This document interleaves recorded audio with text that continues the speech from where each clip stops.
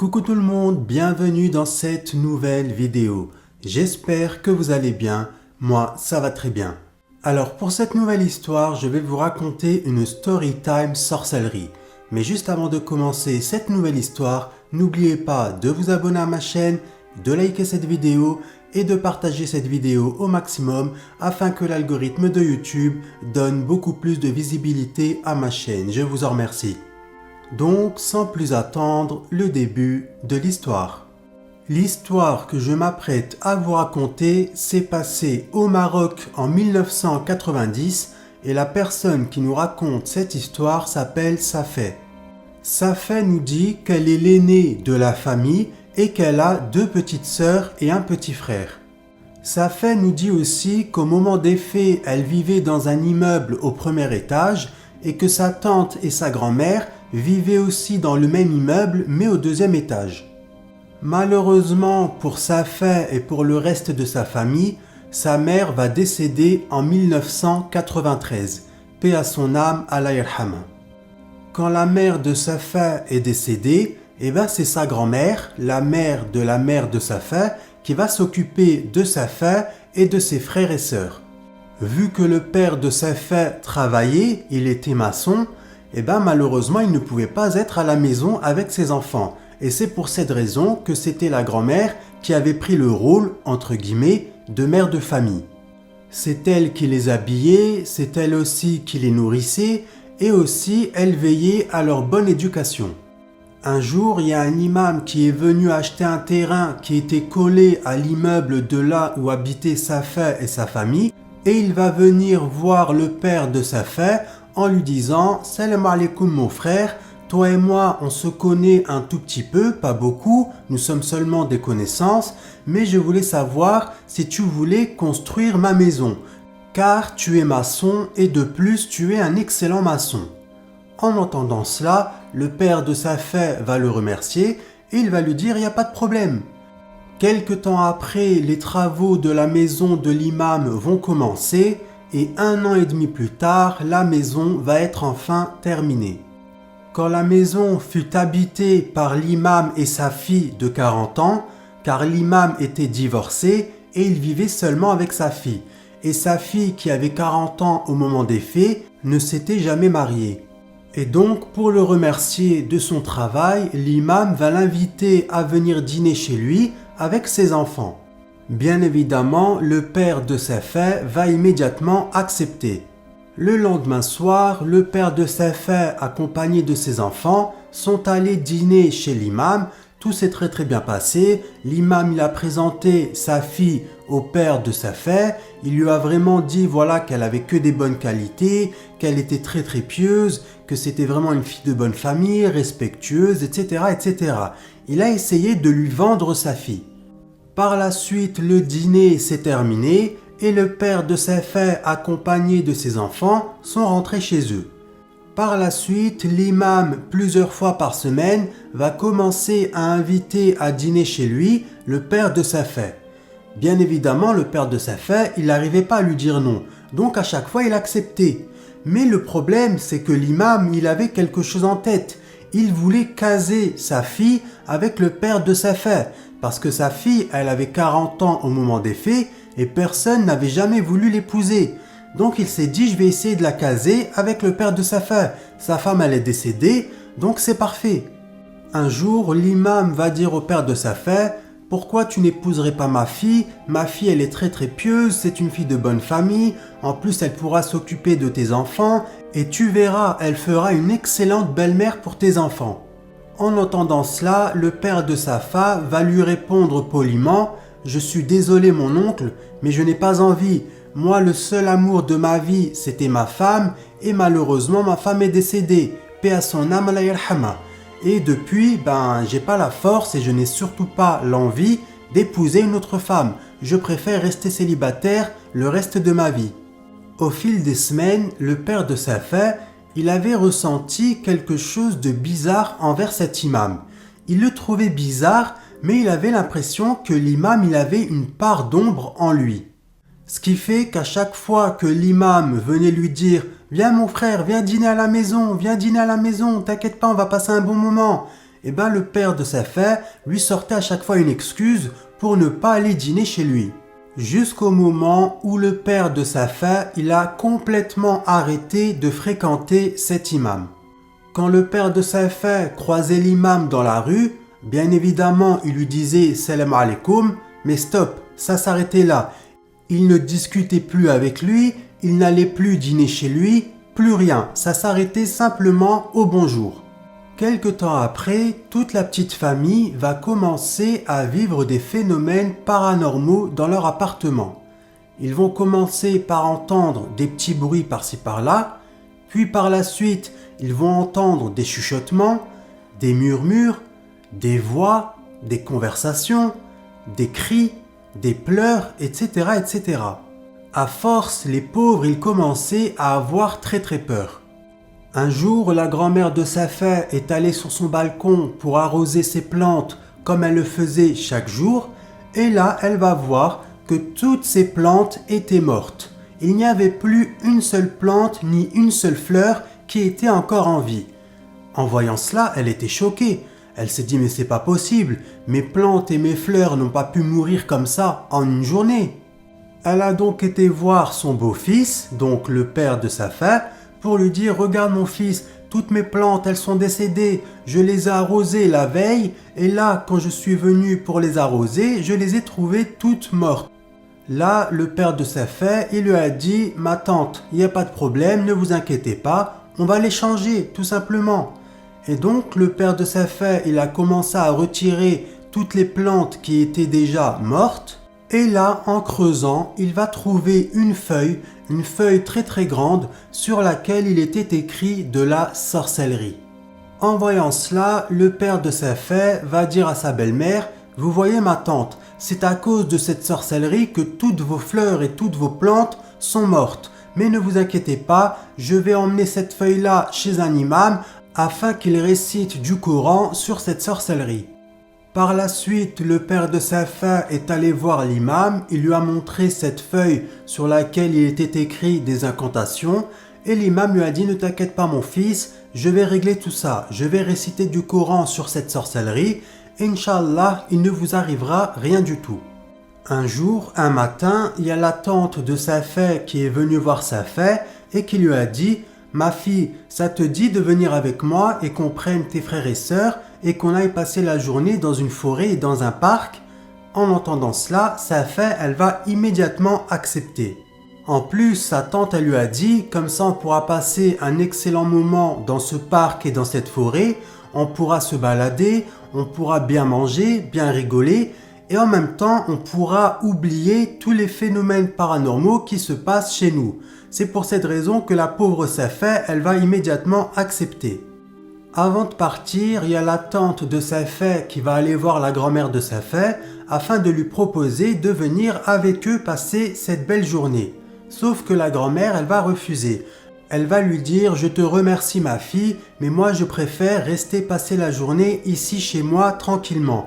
Mais vous, allez-y et passez un beau moment. » Le soir même, quand Safa, sa tante et ses frères et sœurs sont rentrés, ils sont immédiatement allés voir la grand-mère pour voir si elle allait bien. Et là, vision d'horreur. La grand-mère, elle était là, allongée sur le sol, avec le visage et le reste du corps en sang. Tout son visage et tout le reste du corps avaient été tailladés. En voyant cela, la tante, Safa et ses frères et sœurs, ils ont commencé à hurler de toute leur force. Ensuite, le père de Safa est arrivé et il a vu cette vision d'horreur. En voyant sa belle-mère dans un état comme celui-ci, il l'a tout de suite portée et il l'a emmenée directement à l'hôpital.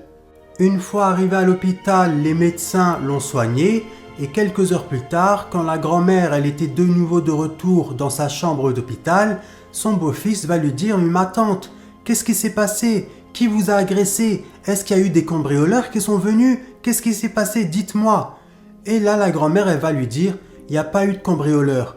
Il y a eu les djinns. C'est des djinns qui m'ont attaqué. » En entendant cela, son beau-fils va la regarder et il va lui dire « Comment ça les djinns vous ont attaqué ?» Et là, sa belle-mère va lui répondre en lui disant « J'étais là, tranquillement, installé sur mon canapé en train de regarder la télévision. quand d'un seul coup, j'ai entendu des voix tout autour de moi. Et ces voix-là, elles ont commencé à rigoler. Puis, d'un seul coup, ces choses-là, ces djinns, a'oudou billahi minash shaitanir rajim, elles ont commencé à me frapper. Elles m'ont frappé de plus en plus fort. Puis, à un moment donné, elles m'ont même traîné dans tout le salon. J'ai eu tellement mal et tellement peur qu'à un moment donné, je me suis évanoui. Ensuite, sa belle-mère va lui dire « Écoute mon fils, j'en suis sûr à 100% que tout ça est relié à la sorcellerie que nous avons retrouvée dans mon bac à fleurs. » En entendant cela, son beau-fils, il était choqué. Par la suite, il y a l'un des médecins qui avait pris en charge la belle-mère du père de Safeh qui est arrivé. Et malheureusement, il va annoncer une très mauvaise nouvelle à la grand-mère. Il va lui dire « Madame, je suis vraiment désolé, mais vous êtes handicapée. » En entendant cela, la grand-mère, elle était choquée. Elle a commencé à crier, elle a commencé à pleurer et c'est là qu'elle a voulu bouger. Mais malheureusement pour elle, quand elle a voulu vérifier si elle était bel et bien handicapée, elle n'arrivait plus à bouger. Et c'est là qu'elle s'est dit « Ça y est, je suis handicapée. Je suis handicapée pour le reste de ma vie. » Elle arrivait seulement à parler. Mais par contre, le reste de son corps, il était complètement paralysé. Pour la grand-mère et pour le père de Safeh, ça a été le choc. Ils ont pleuré, pleuré, pleuré et ensuite le père de Safeh, il a commencé à réciter du Coran sur sa belle-mère. Par la suite, il lui a dit « Ma tante, ne vous inquiétez pas, je m'occuperai de vous. » En entendant cela, sa belle-mère, elle lui a dit « Mais non, je veux pas être un fardeau pour toi ni pour le reste de la famille, donc ne t'inquiète pas. » En entendant cela, son beau-fils, il était là en train de pleurer et lui a dit « Ma tante, ne vous inquiétez pas, je vous considère comme si vous étiez ma propre mère et je sais très bien que vous me considérez comme si j'étais votre propre fils. Donc ne vous inquiétez pas, je vais m'occuper de vous de A à Z. » En entendant les dires de son beau-fils, la belle-mère, elle était touchée. Mais malheureusement pour la grand-mère, quelque temps après, elle va décéder. Paix à son âme, Allah yarhama. Un jour, alors que Safeh et ses frères et sœurs étaient dans le salon en train de regarder la télévision, ils vont entendre leur père hurler de toutes ses forces. Ils sont donc allés voir dans sa chambre et là, ils vont retrouver leur père qui était allongé sur le sol dans une mare de sang et qui avait tout son corps qui était lacéré. Tout son visage et le reste de son corps étaient remplis de sang, exactement comme la grand-mère quelque temps auparavant. Safeh a donc immédiatement appelé une ambulance, l'ambulance est arrivée et alhamdoulilah, grâce à Dieu, ils ont pu le prendre en charge et il ne lui est rien arrivé de grave. Quelques jours après, alhamdoulilah, grâce à Dieu, le père de Safeh est revenu à la maison. Quelques jours plus tard, Safeh est sortie de chez elle pour aller faire quelques courses et là elle va remarquer que c'est comme s'il y avait de l'huile qui avait été renversée tout autour de la maison et devant la porte. Et les jours suivants, ça va être pareil. À chaque fois qu'elle sortait de la maison, elle retrouvait devant la porte de la maison et tout autour de la maison de l'huile qui avait été versée par quelqu'un. Bien évidemment, elle trouvait ça vraiment bizarre, mais elle n'a pas pris la peine d'en parler à son père. Un jour, alors que Safeh, ses frères et sœurs et son père étaient tranquillement installés sur le canapé du salon à regarder la télévision, et là, d'un seul coup, ils vont entendre, provenant du toit de l'immeuble, du stah, comme s'il y avait des moutons et des chèvres. Là, le frère de Safeh va dire à son père « Papa, t'as entendu ?» Et là, son père va lui dire « Oui, oui, mon fils, j'ai très bien entendu. » Ensuite, son fils va lui dire « Attends papa, je vais monter sur le stah, sur le toit, pour aller voir. » Là, son père lui a dit « Tu ne bouges pas du salon. Ce n'est pas des chèvres ni des moutons qui sont sur le stah, mais ce sont en réalité des djinns, a'oudou billahi minash shaitanir rajim. Et là, ils essayent de nous piéger. Donc, tu ne bouges pas d'ici, tu restes ici. » Quand ils ont entendu ça, les pauvres, ils étaient tous effrayés. Quelque temps après, le frère de Safeh, il va commencer à sortir de plus en plus dehors et à fréquenter des mauvaises personnes. Si bien qu'il va même commencer à consommer des produits illicites, si vous voyez ce que je veux dire, et à boire énormément d'alcool. Et même son comportement, il avait changé. Il était devenu de plus en plus agressif envers son père et ses sœurs et il était devenu vraiment vulgaire. Il y avait même des moments où il disparaissait de la maison pendant 3 à 4 semaines et il revenait comme ça, comme si de rien n'était, à la maison. Lui qui était pieux, respectueux, etc., il avait complètement changé. Son père et ses sœurs ne savaient plus quoi faire avec lui. Lui qui respectait son père énormément, du matin au soir, il se disputait avec lui et il l'insultait de tous les noms. Dès que son père lui disait une petite phrase, dès qu'il lui posait une simple question, son fils commençait à péter les plombs et à l'insulter de tous les noms.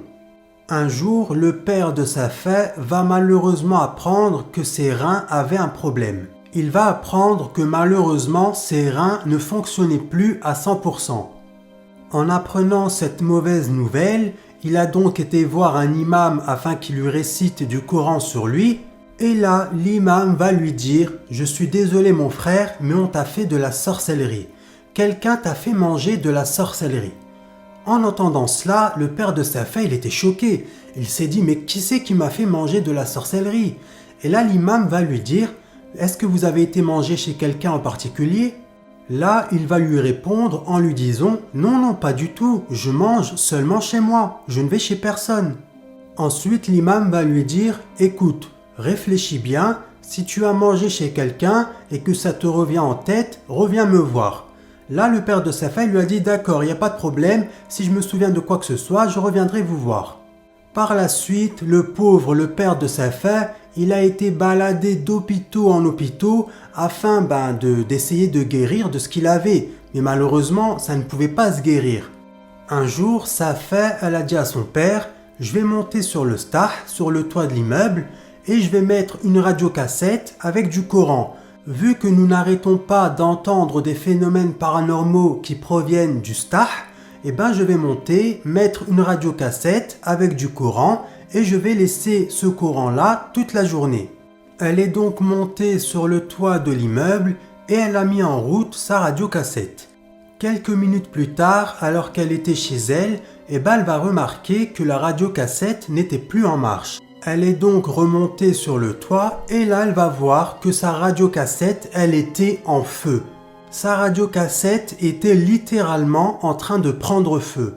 En voyant cela, la pauvre elle était choquée et pendant qu'elle était en train de redescendre les escaliers, elle se disait « Ils ont frappé ma grand-mère, ils ont aussi frappé mon père, nous entendons toujours des phénomènes paranormaux provenant du stah et aussi dans la maison. Et là maintenant, c'est la radiocassette, ils ont brûlé la radiocassette. Mais qu'est-ce qu'ils veulent de plus? Qu'est-ce qu'ils veulent de nous ?» Quelque temps après, le jour de l'Aïd, donc de la fête de l'Aïd, le père de Safeh va dire à ses enfants « Écoutez, préparez-vous, habillez-vous, aujourd'hui nous allons passer la journée chez ma famille. » Tous les enfants se sont préparés, ils se sont tous mis sur leur 31 et sont tous allés chez la famille du père de Safeh. Le soir même, quand ils sont revenus de leur journée chez la famille, quand Safeh est descendue de la voiture, elle va regarder au niveau du premier étage et elle va voir que la lumière de sa chambre était allumée. Et elle se souvenait à 100% que la lumière de sa chambre était éteinte quand elle est sortie. Ce qui est tout à fait logique, c'était en pleine journée. Et là, la lumière de sa chambre, elle était allumée. Par la suite, elle va regarder la fenêtre pendant à peu près 1 minute. Et là, elle va voir quelqu'un qui était en train de passer devant la fenêtre de sa chambre. En voyant cela, la pauvre, elle était choquée. Elle s'est dit, mais c'est qui cette personne? Et donc, elle a préféré ne rien dire à ses frères et sœurs et à son père afin de ne pas les effrayer. Car elle savait très bien, comme tout le reste de sa famille, que chez eux, il y avait des djinns. A'oudou billahi minash shaitanir rajim. Par la suite, ils sont donc tous montés et ils sont rentrés chez eux dans leur appartement. Safeh allait immédiatement aller dans sa chambre pour éteindre la lumière, sauf que la lumière, cette fois-ci, elle était éteinte. Elle a donc allumé la lumière pour voir s'il y avait quelqu'un dans sa chambre et il n'y avait personne. Et donc, ce qu'elle a fait, c'est qu'elle a pris un poste-cassette qu'elle avait racheté quelque temps auparavant. Ensuite, elle est montée sur le stah. Elle a mis en route le poste cassette et elle est descendue. Et pendant qu'elle était en train de redescendre les escaliers, la porte qui mène au stah, elle s'est claquée violemment. En voyant que la porte venait de se claquer violemment, la pauvre, elle a sursauté. Ensuite, elle est remontée et là, elle a essayé d'ouvrir la porte. Sauf que la porte, elle était bloquée. Alors que d'habitude, cette porte-là, elle était toujours ouverte parce qu'elle était cassée. Et cette porte-là ne se fermait jamais. On ne pouvait pas la verrouiller. Et là, la porte, elle était bloquée. Elle était verrouillée. Et même la radiocassette qui était en marche venait de s'éteindre. Quelques secondes plus tard, Safa, elle a vite redescendu les escaliers et elle a tout raconté à son père. Son père, il lui a dit « Ne t'inquiète pas ma fille, récite un petit peu de Coran et tu vas voir, ça va aller. » Le jour même, le père de Safa, il a dit à la tante de Safa « Écoute, chez toi aussi, il se passe énormément de phénomènes paranormaux ici au 2e étage.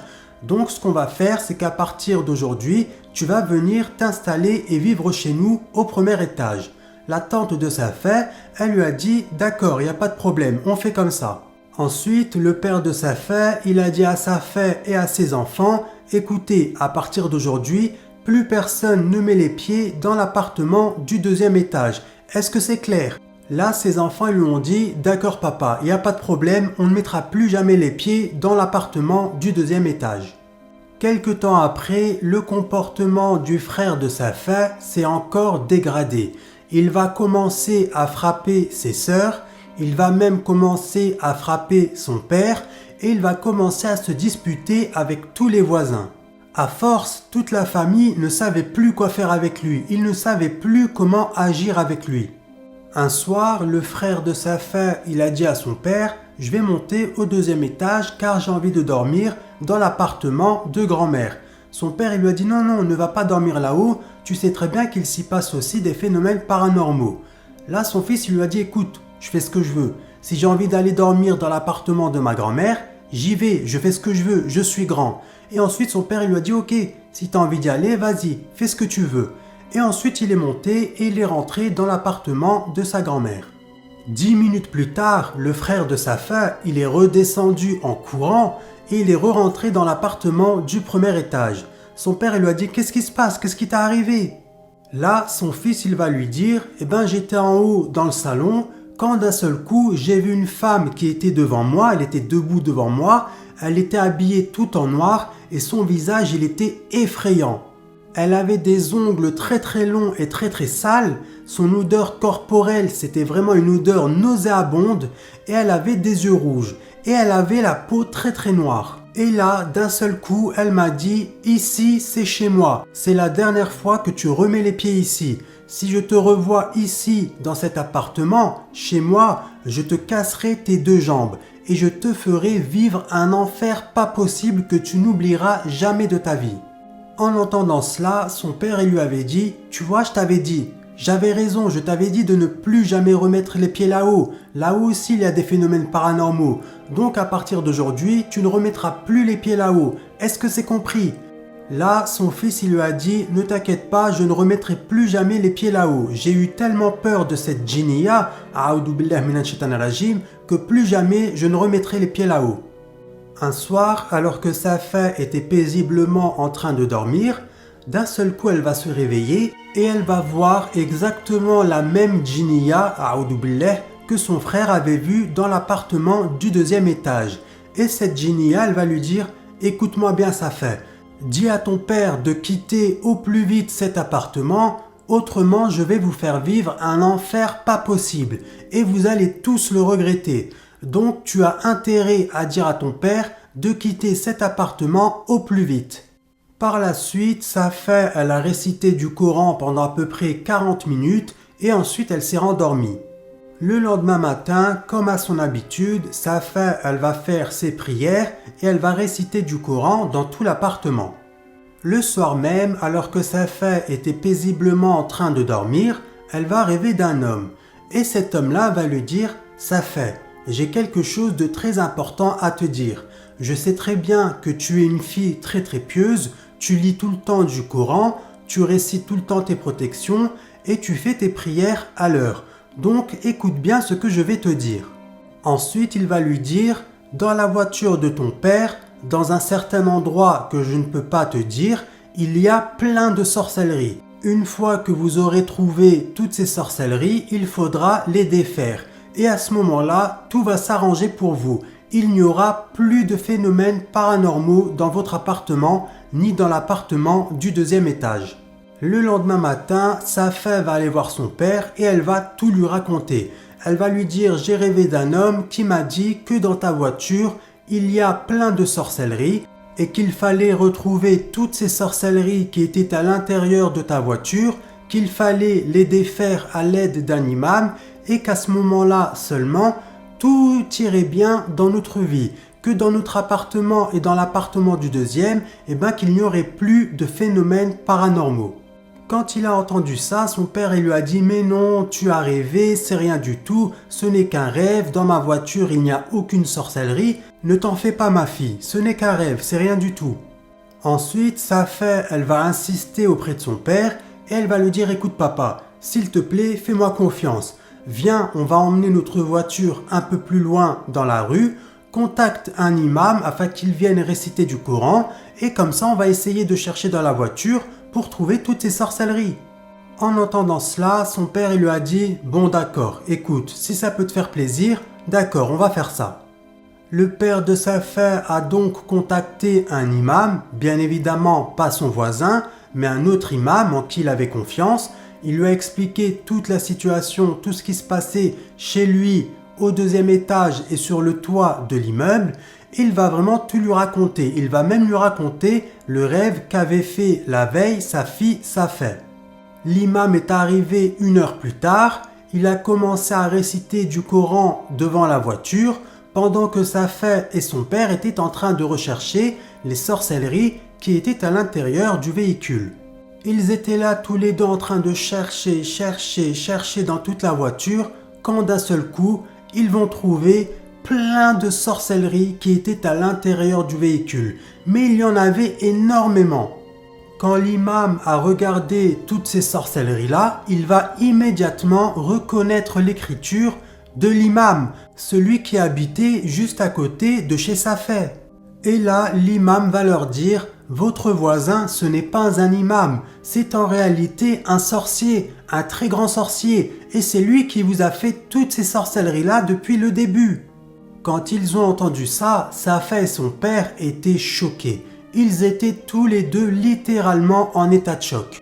Là, le père de Safeh va dire à l'imam « Je le savais depuis le début, je savais que cet imam-là, il était louche. À chaque fois que je discutais avec lui, je ressentais en lui une part d'ombre. Et j'avais raison, je ne me suis pas trompé sur lui. » Ensuite, le père de Safeh, il a commencé à lever ses 2 mains vers le ciel et il a dit « Merci mon Dieu, Alhamdulillah, Alhamdulillah ya Rabbi, merci mon Dieu, merci mon Dieu. » Par la suite, l'imam il a récupéré toutes les sorcelleries et il a dit au père de Safeh « Ne vous inquiétez pas, moi maintenant je vais faire mon travail et je vais défaire une par une toutes ces sorcelleries, Inch'Allah. » Quelques jours plus tard, quand l'imam avait terminé de défaire toutes ces sorcelleries, il est venu chez le père de Safeh afin de réciter du Coran sur tous les membres de la famille, que ce soit le père de Safeh, la tante de Safeh, son frère et ses 2 sœurs.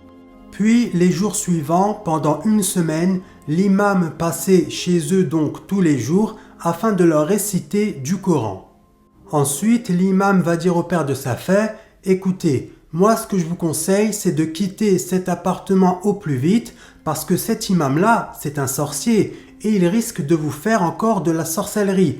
Donc, un conseil, quittez cet appartement au plus vite et allez vivre ailleurs. » En entendant cela, le père de Safeh va dire à l'imam « Vous avez tout à fait raison, nous allons quitter cet appartement. Depuis que nous vivons ici, j'ai l'une de mes filles qui s'était mariée, qui a malheureusement divorcé. J'ai mon fils qui a totalement changé de comportement. Ma femme est décédée, ma belle-mère est décédée. Franchement, nous avons vécu que des drames dans cet appartement. Donc oui, nous allons quitter cet appartement. » Le lendemain matin, le père de Safeh va se rappeler d'un détail très important. Vous vous souvenez, un peu plus tôt dans la vidéo, je vous avais dit que le père de Safeh avait été voir un imam par rapport à son problème de rein. Et ben là, il va se souvenir que l'imam lui avait dit « Mon frère, quelqu'un t'a fait manger de la sorcellerie ». Et qu'à ce moment-là, le père de Safeh, il n'arrivait pas à se souvenir de quoi que ce soit. Sauf que là, il s'est souvenu qu'il avait mangé plusieurs fois chez l'imam, chez ce fameux sorcier, son voisin. Et c'est là qu'il a compris qu'en réalité, la personne qui lui avait fait manger cette sorcellerie, eh ben que c'était son voisin, l'imam sorcier.